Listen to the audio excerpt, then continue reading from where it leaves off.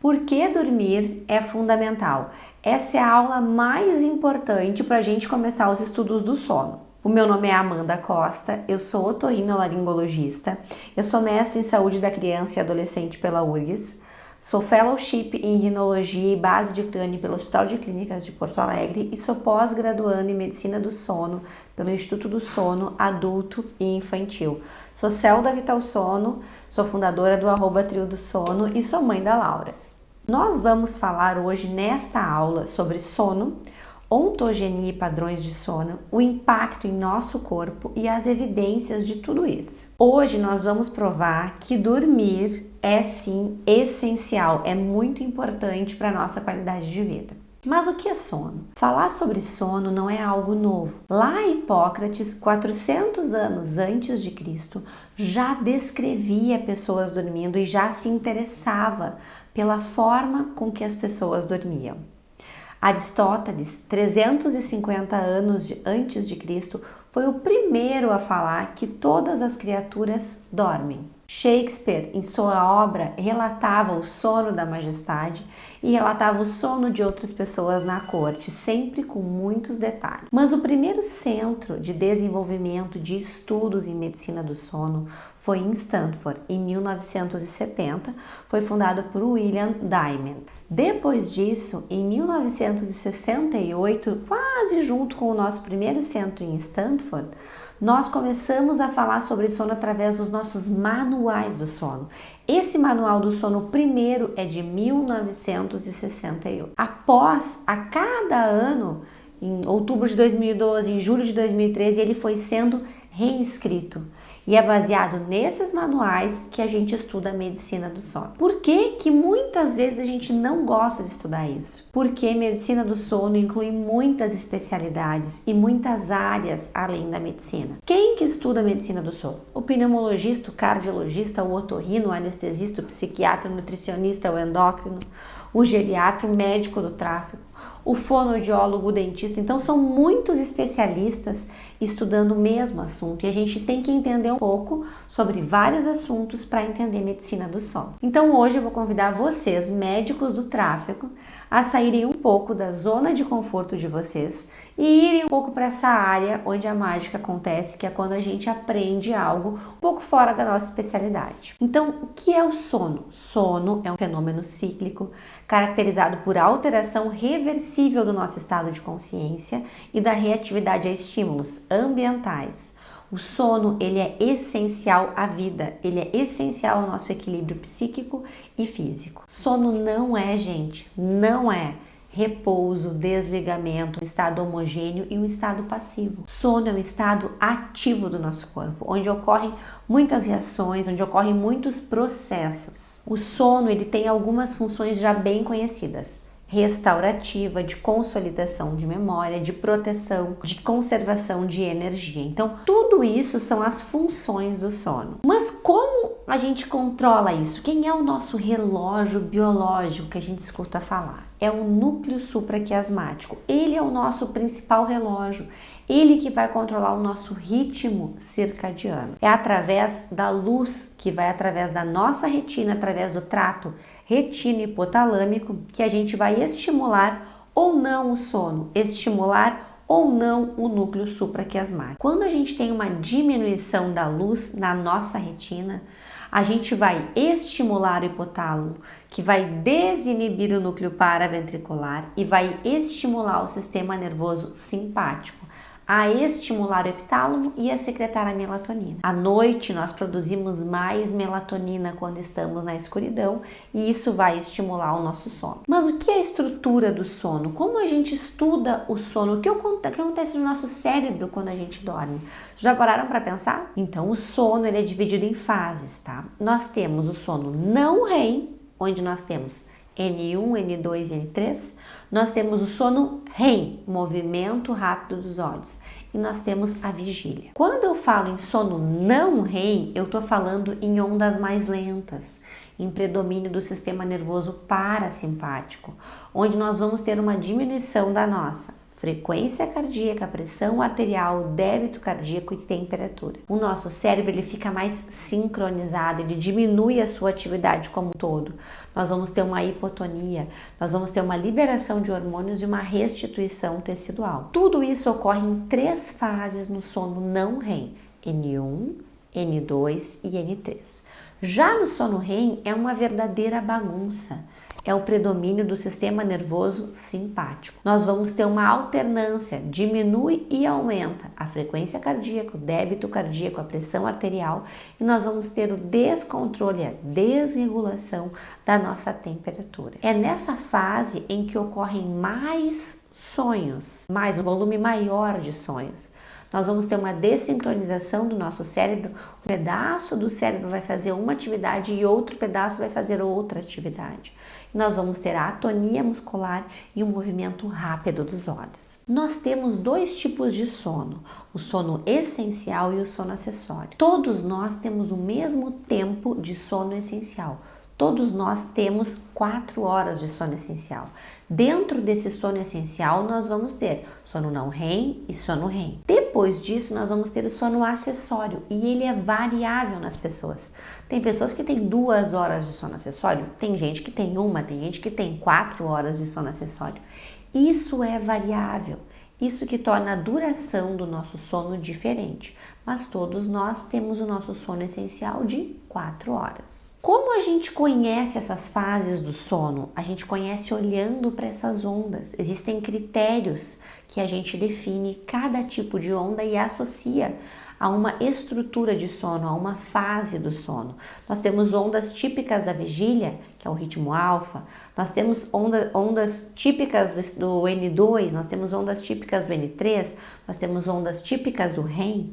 Tudo isso a gente vai olhando para essas ondas e vai caracterizando elas durante o exame. O que a gente vê para analisar o sono do paciente? A gente vai olhar épocas, tempos de 30 segundos, onde a gente olha as ondas, as estruturas do sono, a parte cardiorrespiratória, a movimentação e a gente fala em que estágio do sono esse paciente está. Como eu conheço as ondas, eu sei que ele está em N3, movimento lento das ondas. Eu posso olhar também o movimento dos olhos, eu vejo que ele não tem um movimento rápido dos olhos e isso me faz pensar num sono não REM. Mas nós ainda não sabemos completamente por que nós dormimos. Mas nós já sabemos, nós já entendemos os perigos da privação do sono, de ficar sem dormir. Foi feito um experimento em 1965, foi feito por Randy Gardner. Ele ficou 11 noites sem dormir e tudo isso foi catalogado, orientado, avaliado. O que foi visto? Visão embaçada, fala arrastada, paranoia e um sono rebote. Quando ele terminou esse experimento, ele dormiu 14 horas e 40 minutos na primeira noite e 2 horas a mais do que o habitual nas outras 2 noites. Nós vivemos, gente, todos nós, numa sociedade privada de sono, com restrição de sono, com distúrbios do sono e com trabalho por turno. Nós somos invadidos por isso o tempo todo. Nós sabemos que cada vez mais nós temos ronco, sonolência excessiva diurna e insônia. A qualidade do sono cada vez mais diminuindo na nossa sociedade. Cada vez mais o aumento de obesidade, alterações cardiovasculares, outras comorbidades, sedentarismo. Isso tem a ver com o prejuízo da qualidade do sono nos nossos pacientes. O tempo de sono ele não é igual em todas as culturas. Nós sabemos, por exemplo, que crianças de 3 anos lá na Nova Zelândia vão dormir cerca de 13 horas. Crianças lá no Japão vão dormir cerca de 11 horas e meia, um pouquinho mais. Lá no Japão, inclusive, eles têm muito hábito do inemuri. Eles fazem pequenas sonecas durante o dia para se recuperar durante o dia cansativo. Dorme no metrô, dorme no ônibus, dorme em qualquer lugar. Então, a cultura do sono ela é muito variável de país para país. Cada país tem as suas características regionais, por exemplo, inclusive de horários preferenciais de sono. Essa pergunta é a pergunta que muitos pacientes fazem para a gente. Doutora, quantas horas eu preciso dormir por noite? Existe um número mágico? Não, não existe um número mágico. Nós sabemos que a maior parte dos pacientes vai dormir aí entre 6 horas e meia, 8 horas, a maior parte dos pacientes está nesse volume. Mas nós temos os pequenos dormidores que dormem de 4 a 5 horas. Nós temos os grandes dormidores que dormem mais de 9 horas. Tudo isso está dentro dessa faixa da normalidade, dessa curva de Gauss, onde alguns vão dormir menos e outros vão dormir mais, variando conforme o seu sono acessório. Além disso, vocês já pensaram sobre as nossas preferências circadianas? Existem pessoas, por exemplo, como Caetano Veloso, que gosta de ir dormir 4 da manhã e acordar 1 da tarde, meio-dia. E existem pessoas mais padrão, pessoas que, como a maior parte da população, que vão dormir aí cerca de 11 da noite, acordam 7 da manhã ou meia-noite, 8 da manhã. Essas preferências de horários de rendimento têm um componente genético muito importante, muito envolvido nisso. Cada dia mais as publicações leigas falando sobre qualidade de sono, principalmente após a pandemia de Covid. Pandemia aumentando a insônia nos profissionais de saúde, mães exaustas devido à privação de sono, sono de péssima qualidade. Cada vez mais nós somos bombardeados por isso, e isso também os pacientes, os condutores, os candidatos a condutores, eles trazem essas queixas também pra gente durante a nossa avaliação. Em 2021, nós tivemos na capa da revista da Sociedade Brasileira do Sono o ano da Covid interferindo na qualidade do sono nos nossos pacientes. E essa revista até é muito interessante para quem tiver a oportunidade de acessá-la. É uma revista que tem muito material interessante sobre medicina do sono. Então, falando que essa terceira onda, que é uma onda de alterações psiquiátricas, como ela afeta diretamente o nosso sono. Então, mais de 70% dos pacientes que tiveram Covid vão apresentar alteração de sono. Então, são muitos pacientes com piora da sua qualidade de sono associada ao Covid-19. Muitos vivendo luto, muitos se recuperando de comorbidades ou sequelas associadas ao Covid-19. E será que a gente dorme igual durante toda a nossa vida? Será que nós dormimos igual aos nossos filhos ou igual aos nossos pais? É claro que não. Nós já sabemos que envelhecer é ter menos tempo de sono, ter menos sono de ondas lentas, que é o N3, e menos sono REM. Nós sabemos que é muito diferente o sono do homem e o sono da mulher, e isso também é variável conforme a idade. Adultos, crianças e adolescentes não dormem igual. Nos adultos, nos homens, nós vemos uma predominância de N1, vemos mais despertares e uma tendência maior à sonolência excessiva diurna. Já as mulheres, o predomínio de N3, que é o sono de ondas lentas, e uma dificuldade para iniciar o sono. Então, uma tendência maior a ter, por exemplo, insônia. Agora eu quero explicar para vocês um pouco sobre o nosso ciclo circadiano normal. Vocês entendem o mecanismo que nós temos sono? É sobre isso que eu vou falar agora. Nós temos grandes processos, o processo S e o processo C. O processo S significa homeostase, significa sono. Ele vai ser regulado pelo aumento de adenosina e outros metabólitos considerados lixo das nossas sinapses. E ao longo do dia a gente vai acumulando esse lixo de sinapses. Mais famoso é a adenosina, mas nós temos outros, e vai aumentando o nosso potencial de sono, de dormir. Esse é o nosso processo S. Já o processo C, ele é regulado pela luz e pela escuridão. Falando mais um pouquinho sobre o processo S, vocês conseguem ver que ele está em crescente, ele vai crescendo, vai acumulando metabólitos, vai acumulando, ele vai chegar que é o pico que nós temos grande possibilidade de dormir. Mas para nós dormirmos, o processo C, que é da luz e da escuridão, precisa estar baixo. Então, para nós dormirmos é uma junção do processo S com o processo C. O processo C, ele é mediado pelo claro e pelo escuro, e ele depende de fatores biológicos e ambientais.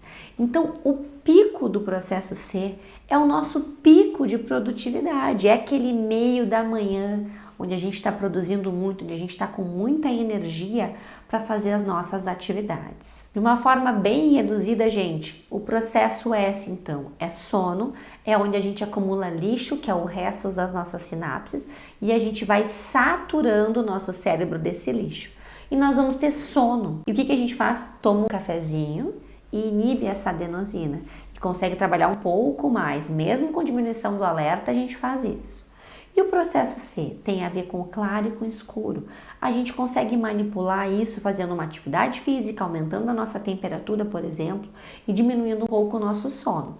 Mas o processo C, quando ele está elevado, nós temos maior produtividade, estamos mais atentos. Um pouco sobre a melatonina, ela tem uma secreção individual que vai ter início às 20 horas da noite e vai ter um pico às 4 da manhã. Ela é um mensageiro cronobiológico de várias atividades no nosso corpo, não só de sono, tá? No feto, ele é ofertado pela placenta e após 9 meses a gente começa a ter um ritmo noturno dessa melatonina. Varia, os valores são variáveis, gente. Um pré-púber e um adolescente, ele vai ter valores elevados de melatonina, diferente do idoso que vai ter valores menores de melatonina. Então, a nossa produção de melatonina, ela também é variável conforme a nossa idade. Agora, eu vou falar para vocês 9 fatos baseados em evidência por que é importante a gente dormir. Vou falar para vocês sobre estudos muito conhecidos sobre esse tema. A primeira razão que a gente precisa dormir é para ajuste da nossa temperatura. Nós temos duas grandes quedas de temperatura durante o nosso dia. A primeira queda vai ser das 3 da manhã às 5 da manhã, onde nós vamos ter um mínimo de temperatura, um máximo de sonolência e é onde a gente tem o nosso pior desempenho físico. Nós sabemos disso. É um momento crucial de acidentes no trânsito, por exemplo. E depois nós temos outro momento que é a 1 da tarde, às 15 horas, onde nós temos também um aumento da sonolência durante o dia e uma dificuldade para ficar alerta. Esse é um estudo muito interessante, ele fala sobre a relação entre os acidentes ou os pequenos acidentes, os pequenos erros dos pilotos e copilotos brasileiros, e ele mostrou que os riscos desses pequenos acidentes, pequenos erros, ocorrem 50% mais durante a madrugada. Então, esse é um horário que propicia pequenos enganos, pequenos erros durante as viagens relatados pelos copilotos e pelos pilotos. Então vai ser menor queda da temperatura, baixa temperatura, o nosso alerta está baixo, o nosso tempo de reação demorado, a gente demora para reagir. Inclusive nas publicações leigas nós vemos isso, gente. O risco de morrer em acidentes à noite é quase 3 vezes maior. Os acidentes fatais maior da meia-noite às 4 da manhã.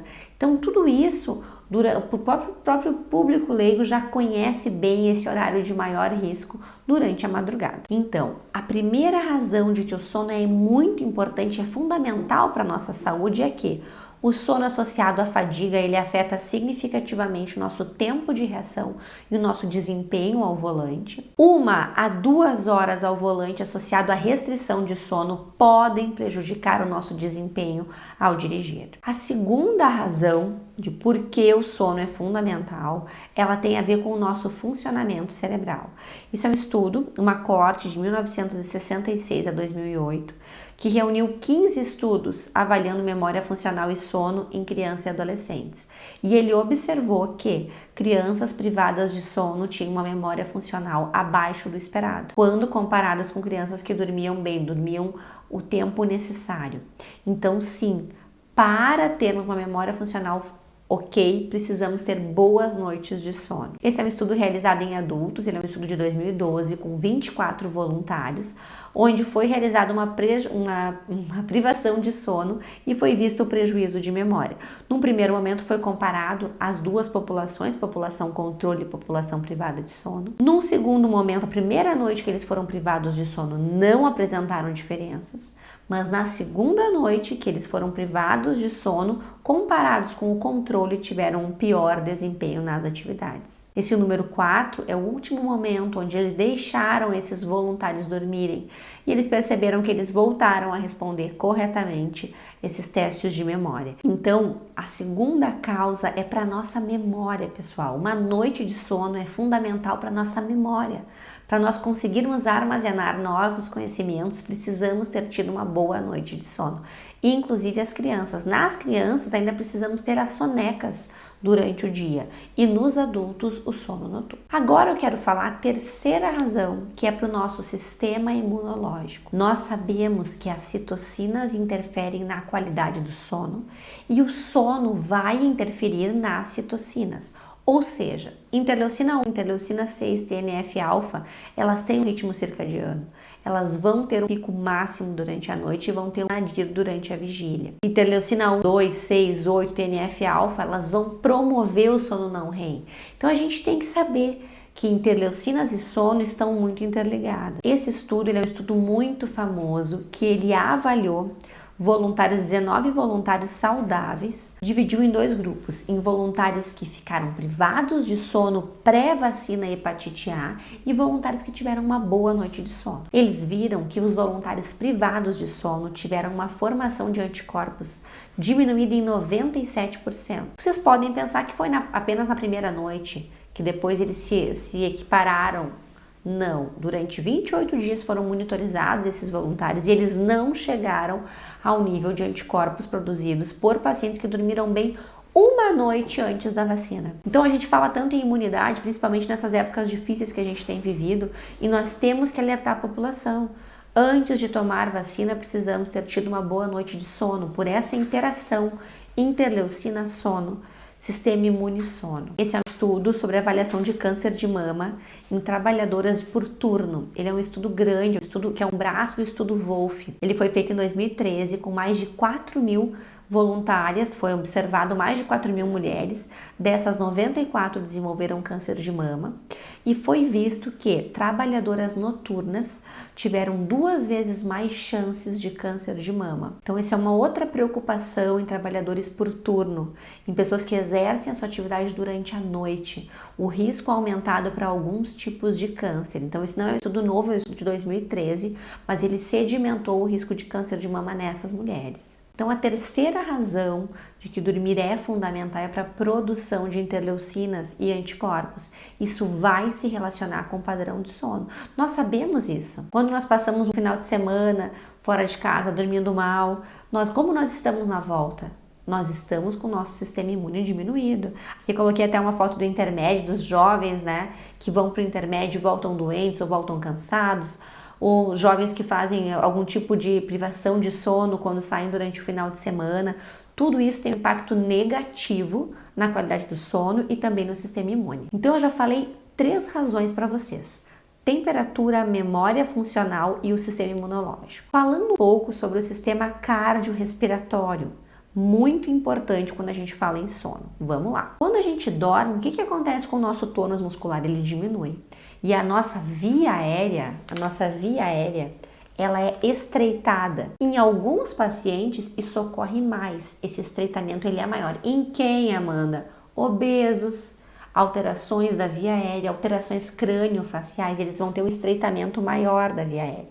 E isso vai ter uma tendência a realizar apneias e hipopneias. Vai aumentar o esforço inspiratório, vai aumentar a pressão intratorácica. Esses pacientes eles vão ter um retorno venoso aumentado, vão fazer bradicardia e vão fazer hipoxemia. E eles vão despertar, pessoal, de forma inconsciente. São os microdespertares, pequenos microdespertares. E eles vão reabrir essa via aérea. Quando eles reabrem a via aérea, eles aumentam o tônus.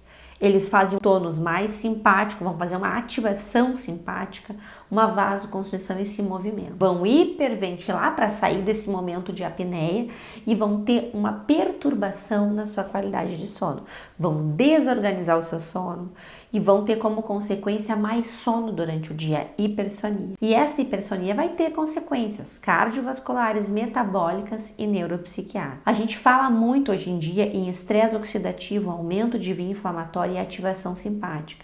A apneia obstrutiva do sono, assim como a obesidade, ela produz tudo isso. São pacientes que estão inflamados, são pacientes que estão com a hipóxia ativa durante a noite, são pacientes que despertam mais durante a noite. Isso vai levar a uma tendência à resistência à insulina, à hipertensão e a doenças cerebrovasculares. Esse é um estudo muito interessante que eu queria mostrar para vocês, que é do Tufik. Ele é de 2010 e ele fala que 32% da população brasileira apresenta apneia obstrutiva do sono. Em contraste com esse estudo, nós temos um de 93 do Young, que falava que apenas 4% da população tinha apneia. Esse dado de 32% ele foi comprovado em diversos estudos posteriores, ou seja, se tu não ronca e não tem apneia, alguém da tua direita ou da tua esquerda tem. 30% da população vai ter apneia obstrutiva do sono. Mas como a gente faz o diagnóstico da apneia obstrutiva do sono? Como é feita essa avaliação? Nós temos critérios clínicos, em primeiro lugar. O paciente ele tem que ter alguma queixa, sonolência, sono não reparador, fadiga, insônia, ou ele vai ter uma queixa de despertar, de acordar com falta de ar, ou alguém vai ver ele roncar e ter apneia. Ou, pessoal, ele não vai ter clínica nenhuma, mas ele vai ter uma doença que vocês vão ter que abrir o olho. Ele é um paciente hipertenso, ele já teve um AVC, ele é um paciente que ele tem déficit cognitivo, ele já teve um IAM prévio, ele tem insuficiência cardíaca, fibrilação, ou ele é um paciente diabético. Esses pacientes não precisam ter sintoma, eles já têm doenças com os mesmos fatores de risco da apneia obstrutiva do sono. E como vocês vão confirmar essa suspeita? Vocês precisam de uma polissonografia, de um exame para avaliar o sono deles. Esse exame, se ele demonstrar 5 ou mais eventos respiratórios, esse paciente já tem o diagnóstico de apneia obstrutiva do sono. E se esse paciente não tiver absolutamente nada, nem clínica, nem doença sugestiva, e ele fez uma polissonografia de rastreio, então nós vamos precisar de um exame para comprovar a apneia obstrutiva do sono, que chama polissonografia. Se nós tivermos mais de 5 eventos respiratórios neste exame, nós temos o diagnóstico de apneia obstrutiva do sono. Se nós tivermos de 15 a 30 eventos respiratórios, nós temos uma apneia obstrutiva do sono moderada. E se nós tivermos mais de 30, nós vamos ter uma apneia obstrutiva do sono grave. Mas nós temos pacientes que não têm clínica e não têm doenças associadas, mas eles têm uma polissonografia com mais de 15 eventos respiratórios por hora. Eles já têm o diagnóstico de apneia obstrutiva do sono. Então, a apneia é uma doença crônica, incapacitante e progressiva. Os sintomas da apneia obstrutiva do sono, eles incluem a sonolência excessiva diurna, o ronco, dificuldade de concentração, sensação de um sono não revitalizante. E isso causa prejuízos, gente, sociais, psíquicos, cardiovasculares, em todas as esferas da vida desses pacientes. Então, a quarta razão de por que dormir é fundamental é que a apneia obstrutiva do sono é um fator de risco independente para hipertensão, doenças cardiovasculares, além de estar fortemente associada com a obesidade e a resistência à insulina. Nós temos tratamento, existem diversos tratamentos para a apneia obstrutiva do sono que vão incluir cirurgias, aparelhos intraorais, CPAPs. Então, ainda no sistema cardiorrespiratório, nós vamos falar um pouquinho sobre a apneia obstrutiva do sono. Atualmente, a apneia obstrutiva do sono ela é um preditor para a obesidade. E a obesidade ela é o principal fator de risco para a apneia obstrutiva do sono em adultos. 70% a 80% de todos os pacientes com apneia obstrutiva do sono são obesos. E essa é a quinta razão para a gente entender um pouco sobre sono. É a relação obesidade-sono. Nós sabemos que a síndrome metabólica tem correlação com o índice de apneia e hipopneia. Quanto maior o índice de apneia, maior as chances de síndrome metabólica. Nós sabemos que no nosso cérebro nós temos uma regulação do nosso apetite. Nós temos a leptina e a grelina.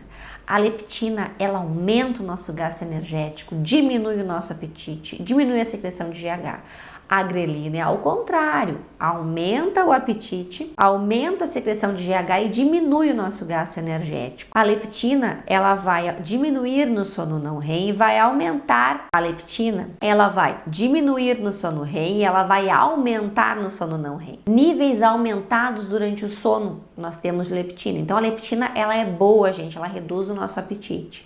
Já a grelina, ela aumenta o nosso apetite, ela nos leva a uma tendência maior à obesidade. Nós sabemos que quanto maior são as nossas horas de sono, menor a nossa chance de obesidade. Isso já está bem esclarecido. E nós sabemos que 24% menos chance de ser obeso a cada hora adicional de sono. E nós temos uma relação inversa de dose e resposta entre poucas horas de sono e obesidade. Quanto menos horas de sono, maior é a chance de obesidade. Esse é um estudo muito legal, um estudo de 2004, que ele privou pacientes das suas 8 horas de sono. Então, um grupo dormiu 8 horas e o outro grupo dormiu 5 horas durante uma semana. E eles viram que o IMC, o índice de massa corporal, ele aumentou 3,6 em uma semana. A leptina diminuiu 15% e a grelina aumentou também quase 15%. Então, apenas uma semana de privação de sono já teve todo esse impacto na saúde desses pacientes. Esse é um estudo que ele foi feito em crianças. Ele avaliou a obesidade em crianças de 2 a 6 anos. Esse é um estudo de 2020, é um estudo muito legal, porque ele dividiu as famílias em baixo risco, filhos de pais não obesos, e alto risco, filhos de pais obesos. E o que ele viu? Ele viu que os padrões de sono eles são semelhantes, independente do risco das famílias.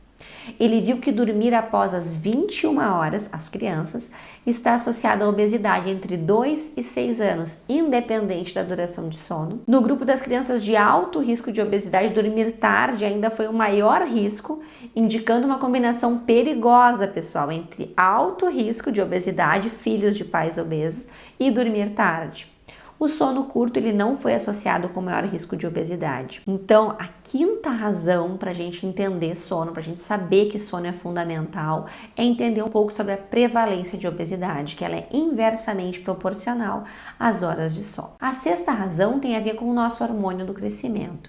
Então, o hormônio do crescimento ele vai ter uma associação com o início do sono N3, que é o sono de ondas lentas. Ele vai ter um pico 1 hora após deitar, vai dar um pico aí de 10 a 30 minutos. Quando a gente dorme, a gente tem um pico bem bonito de hormônio do crescimento. Quando a gente está privado de sono, a gente já não faz esse pico tão legal de hormônio do crescimento. Quando a gente vai fazer um sono rebote, um sono durante o dia, a gente consegue restabelecer esse pico de hormônio do crescimento. A gente consegue ter esse pico tirando uma soneca durante o dia, por exemplo. Mas já a testosterona, que é a nossa sétima razão para estudarmos sono, ela não faz o pico se nós dormirmos durante o dia. A testosterona, ela precisa fazer o pico no nosso primeiro sono REM. Então, é 90 minutos após o primeiro episódio de sono REM. Em pacientes privados de sono com restrição de sono, nós vamos ter uma diminuição das concentrações de testosterona nesses pacientes. Isso é muito importante porque isso vai refletir negativamente na saúde masculina e pode ser um dos fatores associados, por exemplo, com a disfunção erétil. Esse é um estudo, foi realizado em São Paulo, é um estudo que avaliou a prevalência de disfunção erétil em pacientes com distúrbios do sono em São Paulo.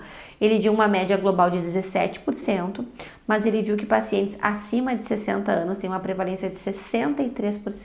Então, pacientes com distúrbios do sono parecem ter mais disfunções eréteis, disfunções associadas a essa parte hormonal. A oitava razão tem a ver com o cortisol. Então, o cortisol ele também tem um ritmo circadiano, ele vai aumentar 2 a 3 horas após o início do sono, ele vai ficar elevado até as 3 primeiras horas da vigília. Quando a gente dorme, a gente tem a queda do cortisol. Quando nós estamos privados de sono, nós não fazemos essa queda do cortisol adequadamente.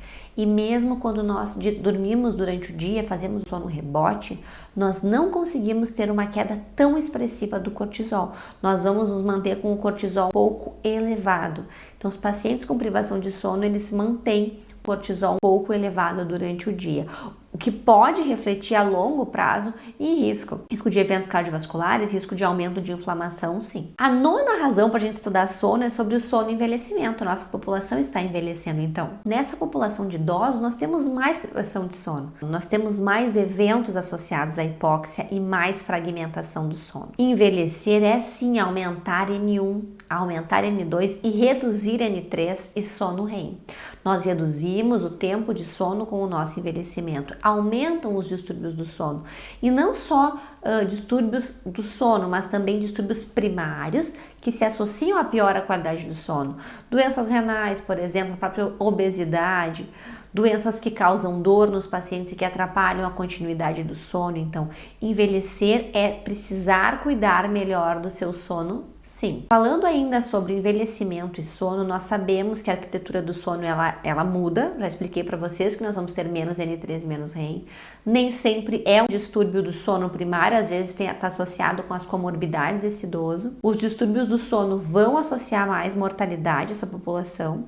As queixas comuns serão dificuldade de adormecer, aumento dos despertares, despertam muito cedo, acordam cedo, cochilam muito durante o dia e dormem mais cedo e acordam cada vez mais cedo, que é o avanço de fase bem típico do nosso envelhecimento. Será que os idosos vão precisar de menos sono? Será que eles não conseguem gerar sono como os adolescentes?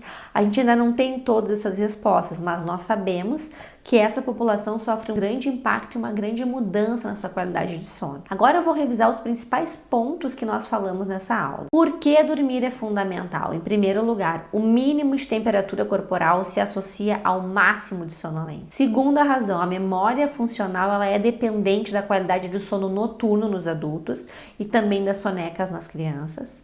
A terceira razão é para a produção de interleucinas e de anticorpos que vão se relacionar com o nosso padrão do sono. A quarta razão é que a apneia obstrutiva do sono é um fator de risco independente para hipertensão, doenças cardiovasculares, além de estar fortemente associada com a obesidade e a resistência à insulina. A quinta razão é a prevalência de obesidade inversamente proporcional às horas de sono. Falando um pouquinho sobre os hormônios, a sexta razão, o GH ele é secretado nas primeiras horas ao deitar, a testosterona depende de sono REM e ela diminui o seu pico com a privação de sono. A oitava razão é o cortisol. Para a gente diminuir o nível de cortisol, que é o hormônio do estresse, precisamos ter um sono noturno eficiente.